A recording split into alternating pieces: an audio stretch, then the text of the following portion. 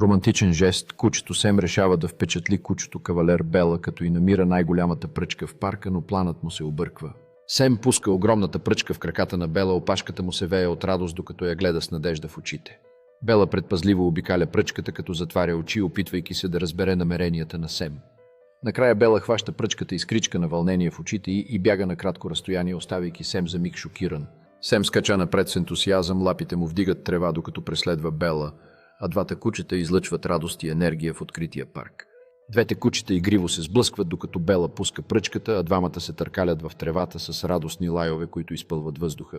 Сем и Бела лежат един до друг в тревата, радостно дишайки след игривите си приключения, а очите им блестят от приятелство. Бела нежно облегна главата си на Сем с доволна физиономия, докато се отпускат заедно в парка, заобиколени от цъфтящи цветя. Изведнъж ято птици излита наблизо, изненадвайки и двете кучета, които скачат на крака, готови за ново приключение. Сем и Бела тичат през тревата, телата им във въздуха, докато скачат към птиците с чувство на свобода и вълнение, изпълващо сцената.